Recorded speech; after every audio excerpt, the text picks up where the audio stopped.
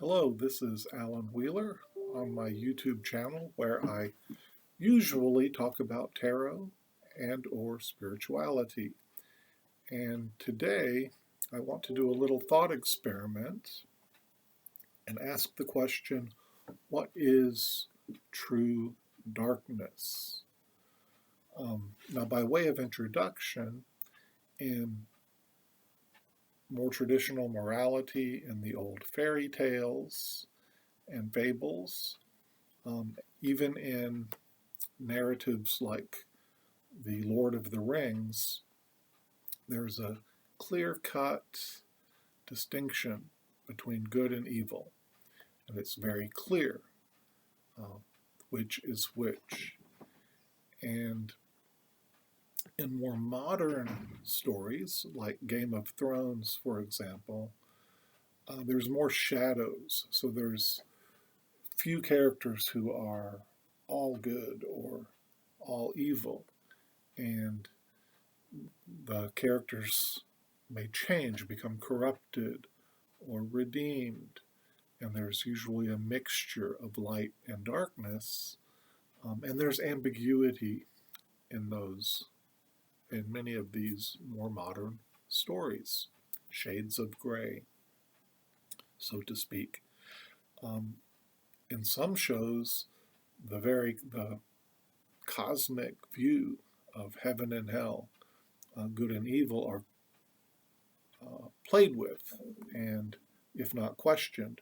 So shows like The Good Place, Lucifer, a recent one, or The Chilling Adventures of Sabrina, even bring into play some of the traditional ideas of angelic good or monstrous evil, heaven and hell, and play with those ideas.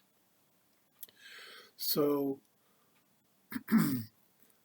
my thought at this point, my thought experiment, is that true darkness is simply unintegrated shadow. So it seems to me there are some, um, at least in our social groups uh, or cultures, we have some ideas where we have no compromise. And for example, on the internet, if people really want to disagree with someone, they'll compare them to Hitler uh, or some monstrous form of evil that's by consensus we consider completely unacceptable. And so this is usually some real life example of unintegrated shadow. So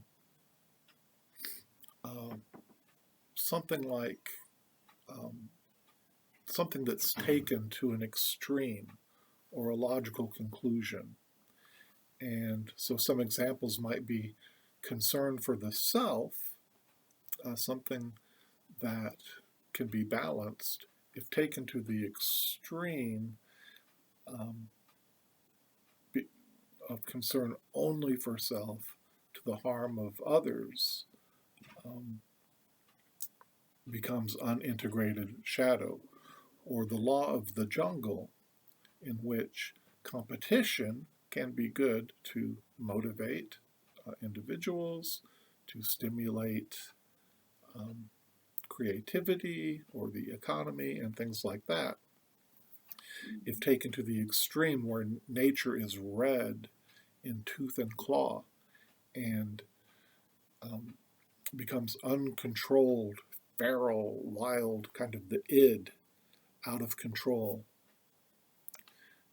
um, it becomes dysfunctional or leads to insanity or addiction and death and things that we would agree are not good.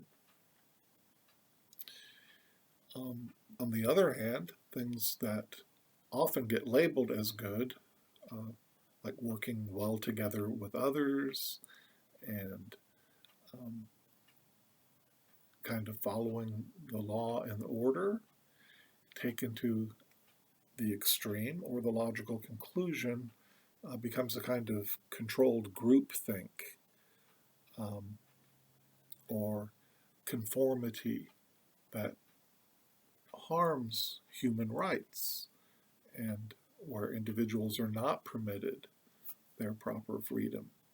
So, on the other side of the spectrum, there's a show on Netflix now called Afterlife, and the main character, Tony, played by Ricky Gervais, at the beginning of the series, uh,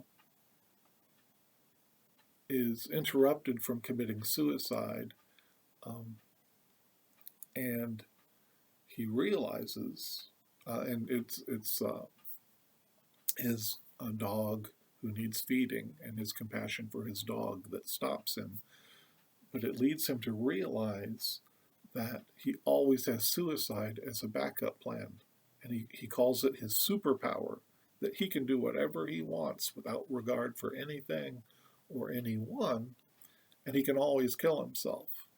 And so we see him living life with reckless abandon in the first episodes.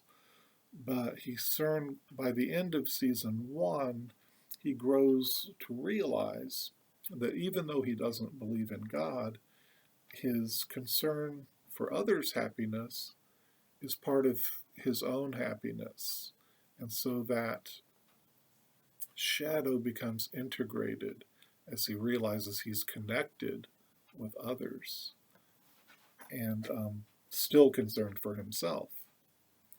So again, it's the extreme forms and the unintegrated shadow that leads to us to agree pretty much that war is hell, or that the solipsism, when we think only our view of the world is correct, um, is the only reality, that becomes insane or abnormal psychology, leading to dysfunction or death. Uh, Maybe that is the true darkness. Well, let's look at the second form of shadow, which is integrated shadow. And I'm not thinking of things that we would all agree on are right or wrong. Um, just killing for no reason, for example. I'm thinking more of the things that we mean when we say you can't legislate morality. We're talking about individual choices that really do no harm. And so something like social drinking, or drinking for pleasure and moderation, um, even periodic drunkenness, can be integrated, but then to the extreme, in true darkness, that becomes a chronic alcoholism. And as we know, in addiction, the pleasure is gone, and it just becomes this consuming craving. So in the integrated form, the shadow is good. Or something that's poisonous, a toxin, in one context, just a drop of it may, in another context, be used for recreation or relaxation. Again, the example I already used, treating the self or loving the self, is fine in balance and integrated. And we work in groups, but yet we take responsibility rather than just social loafing or being controlled by the group think and conformity. Facing fears and the strange, the kind of the outlying ideas, the what we might consider other or strange or different, um, allowing for dissent, confessing, facing uh, those wild impulses within us and making small adjustments, improvement, admitting it, um, kind of integrates that shadow. And so we have justice and critical thinking, ethics, and discussion, where we're kind of working out these things and working together, adapting. Uh, so, uh, a real life example would be things like that are a bit outside the scope of mainstream um, vanilla style morality, might be polyamory or the BDSM community featured in 50 Shades of Grey.